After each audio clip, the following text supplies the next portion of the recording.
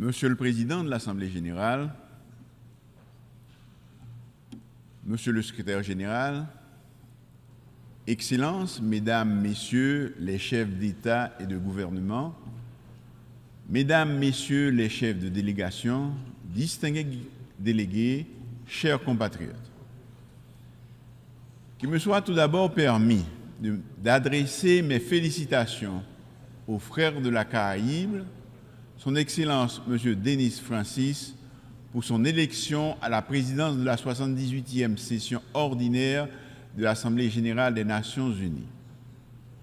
Je saisis l'occasion pour redire au secrétaire général Antonio Gutiérrez toute la gratitude du peuple haïtien qui a apprécié à sa juste valeur sa récente visite au pays et son soutien indéfectible à la démarche d'Haïti auprès du Conseil de sécurité pour l'obtention d'un soutien robuste à la police nationale d'Haïti. Monsieur le Président, je me félicite du thème choisi pour guider nos interventions au cours de cette session. Rétablir la confiance et raviver la solidarité mondiale, accélérer l'action menée pour réaliser le programme 2030 et ses objectifs de développement durable en faveur de la paix, de la prospérité, du progrès et de la durabilité pour tout le monde. Il nous incombe d'examiner et de proposer des solutions aux principaux défis mondiaux susceptibles de faire progresser la paix, la sécurité et le développement durable. En effet, il est difficile de concevoir le développement sans la paix et la sécurité. Il faut faire preuve de solidarité et de détermination pour relever ces défis. Le monde, à la veille de l'échéance de 2030, va mal. L'éclatement de nombreux conflits aux conséquences désastreuses pour les populations civiles, la multiplication des crises sécuritaires, sanitaires, alimentaires, sont là pour nous rappeler que nous nous éloignons des grands idéaux de la Charte des Nations unies. J'en veux pour preuve l'insécurité alimentaire engendrée par les conflits et les violences. Le rapport mondial 2023 sur les crises alimentaires indique que 258 millions de personnes étaient en situation d'insécurité alimentaire aiguë et avaient besoin d'une aide alimentaire d'urgence en 2022. C'est pourquoi mon pays avait pris part au débat public de haut niveau sur la famine et l'insécurité alimentaire mondiale provoquée par les conflits, qui a été organisé au mois d'août dernier par le Conseil de sécurité pour tirer la sonnette d'alarme. L'économie mondiale, depuis la crise du Covid-19, se trouve dans une situation de stagnation. L'inflation frappe de nombreuses économies et les perspectives de croissance ne sont pas encourageantes. Monsieur le Président, cette situation n'est pas sans conséquence sur les pays les moins avancés, notamment Haïti, qui doit constamment faire face à la volatilité des prix et à une terrible crise aggravée par la détérioration de la situation sécuritaire du pays. Il convient également de mentionner dans ce décor inquiétant les changements climatiques qui représentent pour les petits États insulaires comme Haïti un danger permanent, les mettant à rude épreuve. Au passage de chaque ouragan, les économies de la région Caraïbe subissent des pertes énormes qui remettent en question des avancées significatives enregistrées sur le plan socio-économique et politique par la destruction des infrastructures économiques, éducatives, sanitaires et énergétique. Cette exception m'offre l'occasion, en ma qualité de chef de gouvernement d'Haïti, d'exposer la situation du pays, plongé dans une crise profonde depuis des années, à laquelle je m'évertue à trouver des réponses concrètes et durables. C'est une crise structurelle et multidimensionnelle qui a impacté nos institutions et qui empêche le développement économique et le progrès social. Elle a atteint aujourd'hui sa phase critique avec la dégradation de la situation sécuritaire, où la population subit quotidiennement les attaques violentes des gangs armés qui contrôlent plusieurs quartiers de la capitale et de certaines villes de province. Ils assassinent, incendient, pillent, violent, violentent, avec une rare cruauté. Ils chassent les habitants de leurs maisons, bloquent les routes et contraignent les écoles, les hôpitaux et les commerces à fermer leurs portes. La détérioration de la situation sécuritaire ces dernières semaines a engendré une nouvelle crise humanitaire avec des déplacés qui occupent de façon spontanée plusieurs sites pour échapper à la violence des gangs. Plus de 25 écoles de la capitale sont investies par des déplacés internes, estimés à plus de 16 500. Ils font face à de graves difficultés et vivent dans des conditions infrahumaines. La menace sanitaire est aussi présente avec des cas de choléra signalés dans certains sites, ce qui augmente le risque de transmission et pose un vrai problème de santé publique pour la population. Les abus, les violations systématiques des droits de l'homme causées par la violence des gangs compromettent la paix, la stabilité et la sécurité du pays et de la région. Les enlèvements contre rançon, les pillages, les incendies, les récents massacres, la violence sexuelle et sexiste, le trafic d'organes, la traite des personnes, les homicides, les exécutions extrajudiciaires, le recrutement d'enfants soldats, les blocages des routes principales constituent une liste non exhaustive des crimes perpétrés par les gangs armés. Il en résulte de graves conséquences telles que la mauvaise performance de l'économie qui a enregistré 5 années de contraction avec un taux de croissance négatif et une inflation élevée de près de 40%.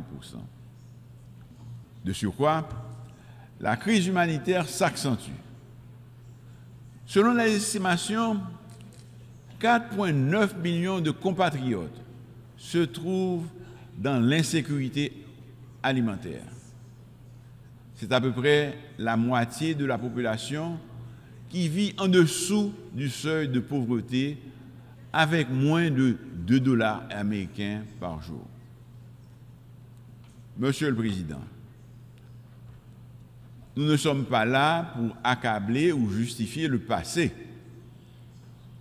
Nous sommes ici pour demander aux pays amis, à tous ceux qui, de loin ou de près, regardent notre pays et comprennent qu'il y a quelque chose d'urgent à faire au profit du peuple haïtien, de nous aider à créer un meilleur avenir pour les enfants d'Haïti en rétablissant la sécurité et la stabilité. La République d'Haïti a connu plusieurs chocs successifs ces 15 dernières années, dont 3 tremblements de terre majeurs, plusieurs cyclones et l'assassinat odieux du président Jovenel Moïse en juillet 2021.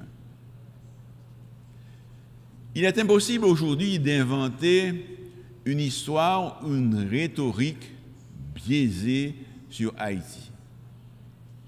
La réalité est là et elle interpelle tout un chacun. Un ensemble de mauvaises décisions, de comportements inappropriés et de radicalismes divers nous ont conduits à cet état de fait.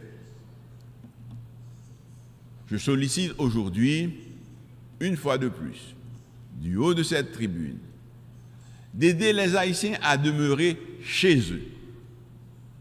Ils sont des milliers à chercher ailleurs un mieux-être et la tranquillité que leur terre natale ne leur offre plus, dans un monde où il existe de moins en moins d'Eldorado à cause des aléas climatiques et des crises économiques récurrentes.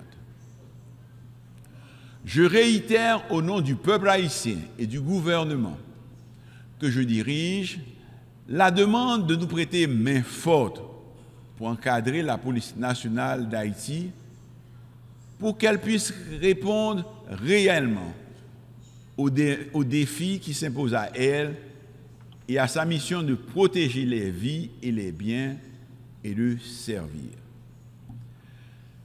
Certains pays ont connu des situations similaires à celles que vit mon Haïti actuellement. Ce sentiment de toute puissance des criminels ne doit pas pour longtemps encore résister aux lois de la République et à la volonté de l'ensemble des citoyens de récupérer leur liberté de circuler et de se projeter dans leur pays. Des Haïtiens, il y en a un peu partout, aujourd'hui dans le monde. Et beaucoup espèrent retourner chez eux. Nous sommes reconnaissants à certains pays qui les ont accueillis. Mais je désire pouvoir leur dire qu'aussitôt l'ordre et la stabilité revenus, ils pourront, s'ils le souhaitent, rentrer pour participer au grand combat de la reconstruction. Monsieur le Président, je suis venu vous dire, au nom du peuple haïtien, que nous sommes prêts pour ce changement que nous attendons depuis un peu plus de 2 siècles. La liberté n'est complète que si elle permet à chaque citoyen de s'accomplir, de vivre dans la dignité et dans des conditions décentes. Je suis venu vous dire, au nom du peuple haïtien, que la question sécuritaire demeure la grande priorité de mon gouvernement, que la circulation des armes à feu, les enlèvements contre rançon, les massacres constituent des préoccupations majeures de mon administration. Monsieur le Président, le quotidien du peuple haïtien est pénible. C'est pourquoi le Conseil de sécurité, qui dispose du pouvoir et de la compétence nécessaires en vertu du chapitre 7 de la Charte, doit agir en urgence en autorisant le déploiement d'une mission multinationale de soutien à la sécurité à composante policière et militaire pour aider la police nationale d'Haïti à combattre les gangs et rétablir l'ordre. L'emploi de la force comme première étape demeure indispensable pour créer un environnement propice au bon fonctionnement de l'État. C'est un préalable nécessaire, mais non suffisant. Le développement socio-économique doit être pris en compte pour s'attaquer durablement à l'extrême pauvreté, source de tous nos maux. Les inégalités sociales et la très mauvaise répartition de la richesse nationale ont creusé un écart énorme entre les masses populaires nécessiteuses et la minorité possédant qui contrôle 90% des richesses du pays. L'extrême pauvreté accentue le chômage des jeunes, marginalise ceux des quartiers pauvres qui se laissent entraîner facilement dans la délinquance et la criminalité. Cette catégorie constitue un terreau fertile de recrutement pour les gangs. Une fois de plus, du haut de cette tribune, je lance un appel à tous les Haïtiens de bonne foi, ceux qui vivent dans la diaspora comme ceux de l'intérieur, tous les acteurs de la vie politique, quelle que soit leur tendance, à travailler avec le gouvernement pour combattre les gangs, rétablir la sécurité et, comme de vrais démocrates, à prendre le pouvoir par les urnes. Ce gouvernement intérimaire que je dirige est déterminé à réaliser les élections dans les meilleurs délais. Et dans les jours à venir, malgré la situation, je finaliserai en accord avec le Haut Conseil de la Transition les démarches pour le lancement du processus électoral avec le support de la communauté internationale.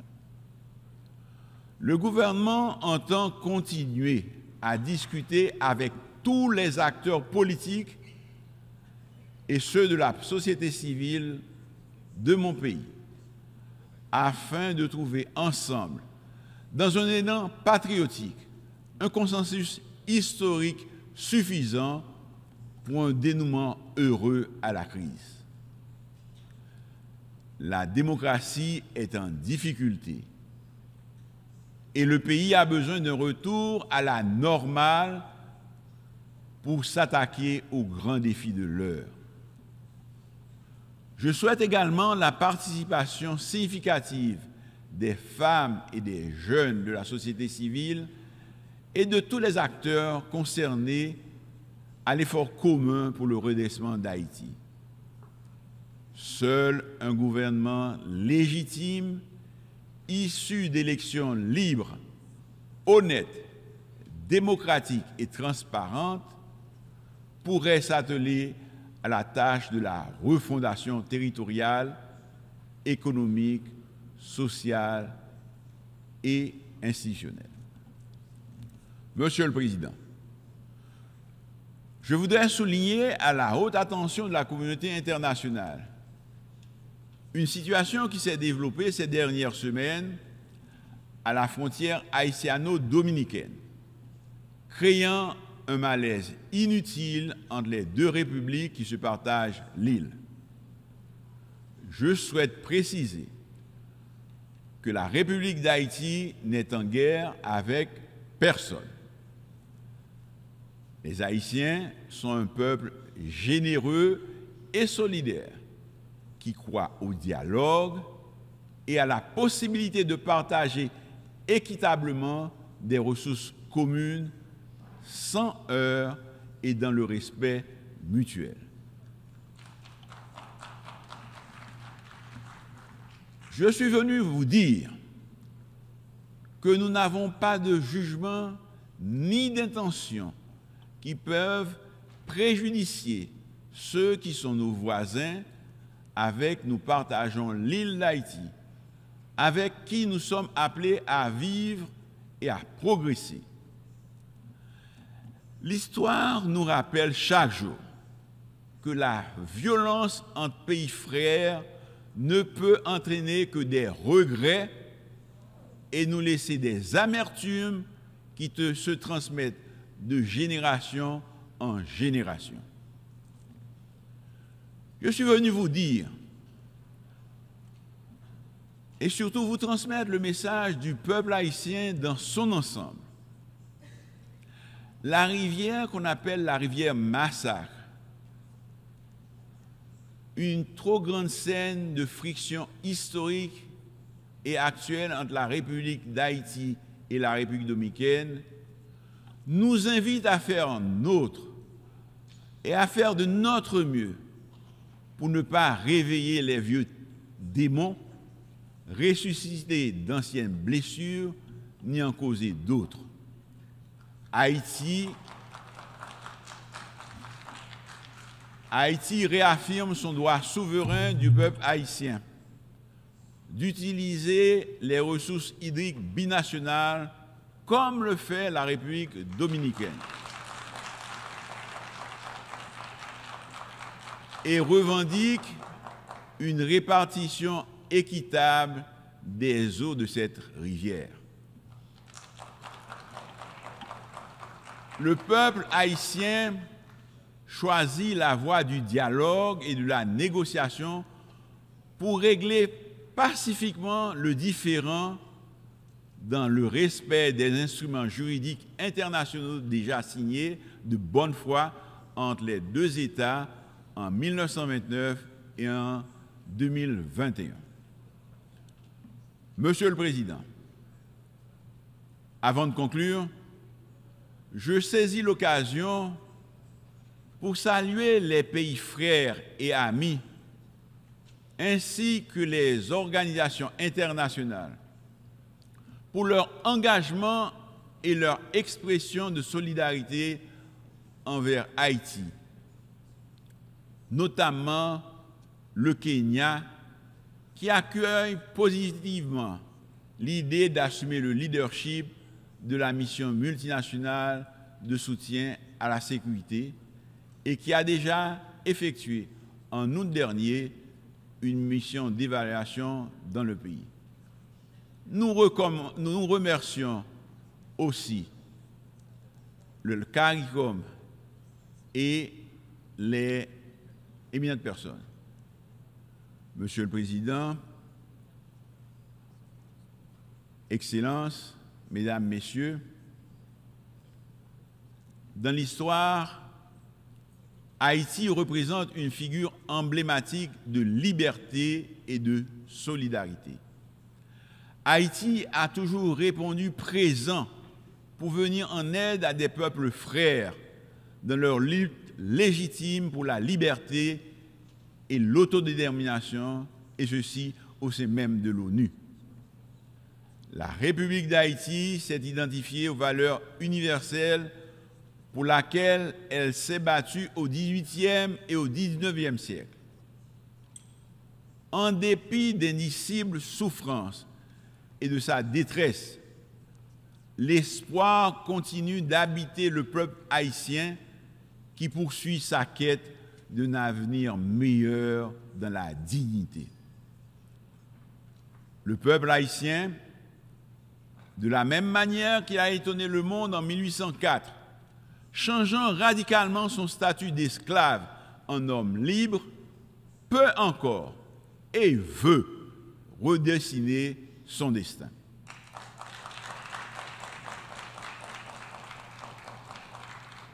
Je sollicite cet appui, cette solidarité fraternelle, afin de nous aider à tourner cette page sombre.